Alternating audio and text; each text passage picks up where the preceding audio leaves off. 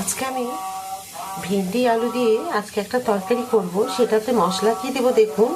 আমি দিয়েছি 2 চামচ পোস্ত আর 2 চামচ তেল।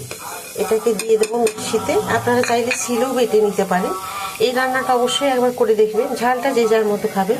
এই লঙ্কাগুলো খুব একটা ঝাল নেই, তাই আমি 2টো দিলাম। প্রয়োজন পড়লে যেমন খুশি আপনারা ঝাল খেতে পারেন। আচ্ছা, ভেন্ডির পরিমাণ কম বলে আমি মশলাটাও পোস্ত তিল কম দিলাম। যদি আপনাদের ভেন্ডির পরিমাণ বেশি থাকে তাহলে কিন্তু আলু ভেন্ডি তাহলে পরিমাণগুলো কিন্তু বাড়িয়ে নিতে হবে। এখানে আমি নিয়েছি 250 গ্রাম ভেন্ডি, তার জন্য 2 চামচ পোস্ত বা 2 চামচ তিল যথেষ্ট। তো চলুন এগুলো আগে মিক্সিতে এখন এটা পেস্ট করে নিই।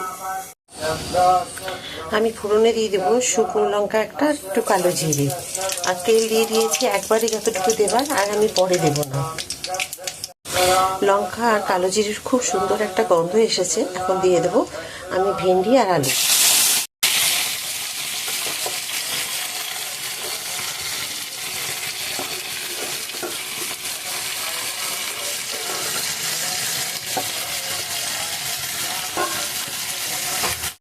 দিয়ে দেবো আমি পরিমাণ মতো নুন।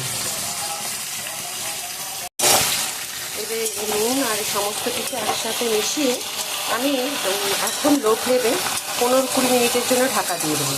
কোনো জল দেবো না। এই ভেন্ডির থেকে যে জল বেরোবে তাতে কিন্তু ভেন্ডি আলু সব সেদ্ধ হয়ে যাবে। দিয়ে দিলাম আমি একটু চাপা, এখানে ঢাকা দিয়ে দিলাম। আর এবার দেখুন ফ্লেমটাকে একদম লো করে দিলাম। এবারে এটা 15-20 মিনিট পরে আমি এসে দেখবো কীরকমভাবে সেদ্ধ হয়েছে। এবার ঢাকা খুলে আমি একবার দেখে নেব। দেখুন খুব সুন্দর কিন্তু সেদ্ধ হয়ে গেছে, আর পুরো দেখুন একদম পুরো সেদ্ধ হয়ে গেছে, আর ভাজাও হয়েছে খুব সুন্দর দেখুন।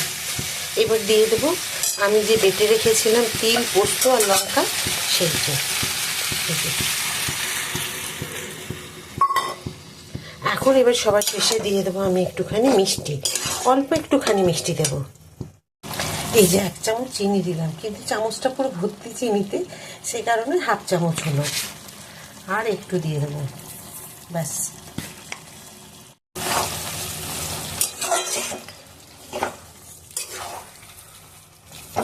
এবারে একটুখানি আরও 2-3 মিনিট এটাকে ফুটিয়ে নেব।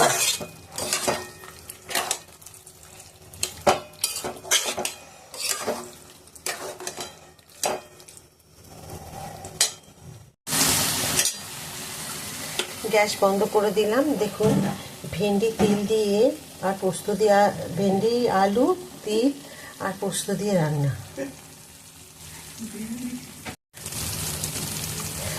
আলু ভেন্ডি তিল পোস্ত দিয়ে তরকারি করলাম বা পোস্ত করলাম।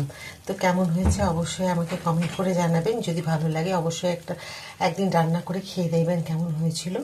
আবার একটা কথাই বলবো, যদি ভালো লাগে প্লিজ লাইক করে দেবেন, সাবস্ক্রাইব আর শেয়ার করে আমার সাথে থাকবেন। যেমন প্রতিটা ভিডিওতে আপনারা আমার সাথে থাকেন। আবার একটা নতুন রান্না নিয়ে আপনাদের সকলের কাছে আমি চলে আসবো। সব খুব ভালো থাকুন, সুস্থ থাকুন। নমস্কার।